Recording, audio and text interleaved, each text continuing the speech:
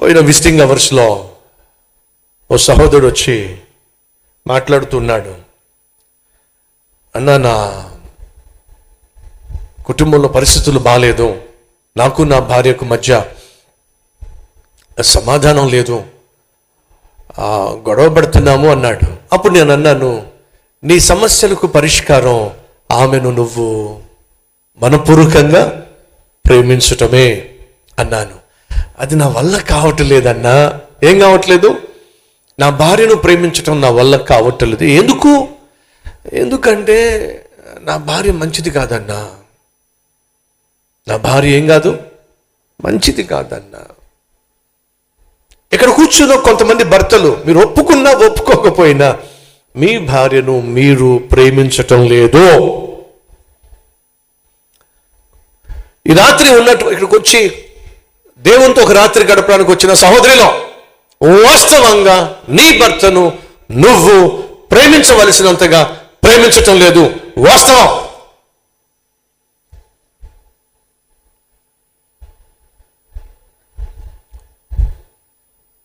ఎలా చెప్పగలను?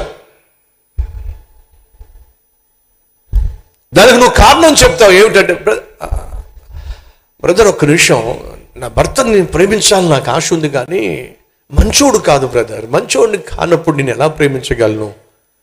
నా భార్య మంచిది కాదు బ్రదర్, మంచిది కానప్పుడు నేను ఎలా ప్రేమించగలను బ్రదర్?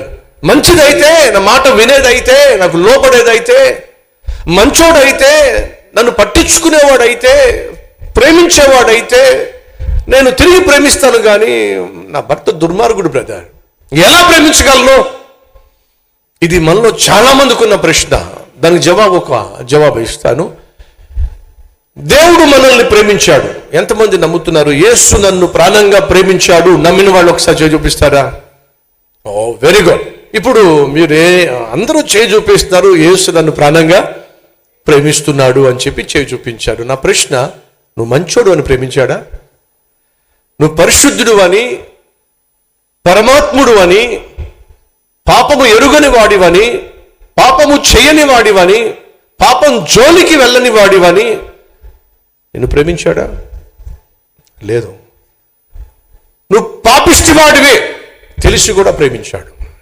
నీలో ఏ మంచితనము లేదో తెలిసి కూడా ప్రేమించాడు. పదే పదే నువ్వు తప్పులు చేస్తున్నావు, అయినా నిన్ను ప్రేమించాడు.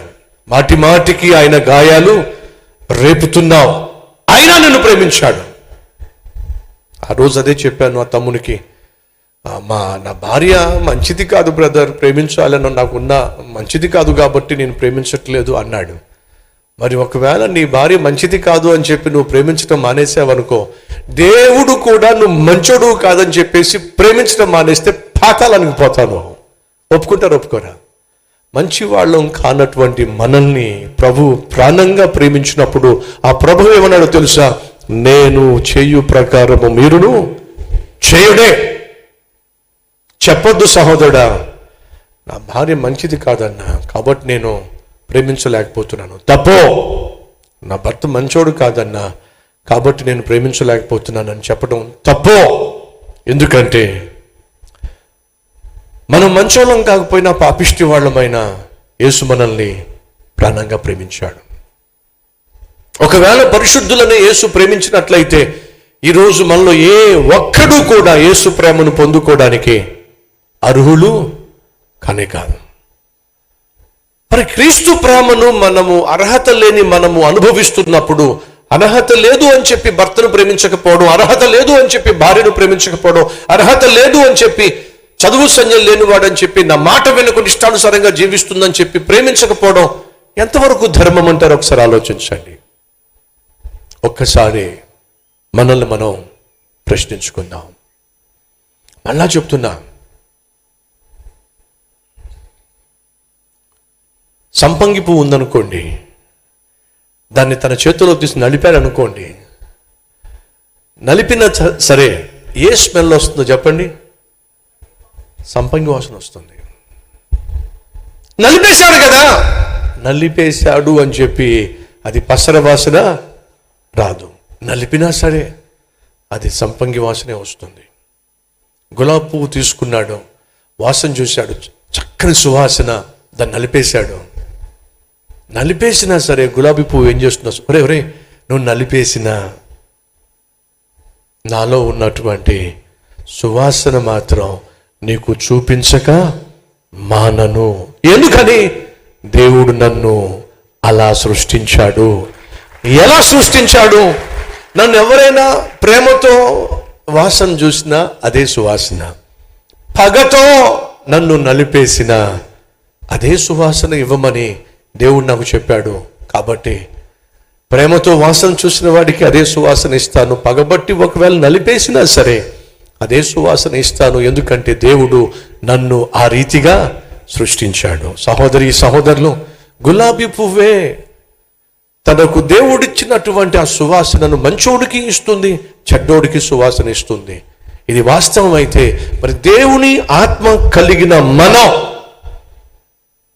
ఏ విధంగా మంచోడు చెడ్డోడు అని చెప్పి తారతమ్య భేదాలు చూపించి నేను మంచోడైతే ప్రేమిస్తా, మంచోడు కాకపోతే ప్రేమించను అన్ను అంటున్నావంటే నీలో ఉన్నది దేవుని ఆత్మ కాదు. దేవుని ఆత్మ నీలో ఉండకపోతే ఉండే ఆత్మ ఏమిటో చెప్పండి? దయ్యం. మంచి మాట చెప్పాడు మా తమ్ముడు ఎవరో కానీ. దురాత్మ. ఉంటే దేవుని ఆత్మన్నా ఉండాలి, లేదా దురాత్మన్నా ఉండాలి. నా ప్రశ్న, ఈరోజు నువ్వు కలిగి ఉన్న ఆత్మ ఏమిటి? ఒకవేళ నిజంగా నువ్వు దేవుని ఆత్మ కలిగిన వ్యక్తివైతే ప్రేమను చూపిస్తావు.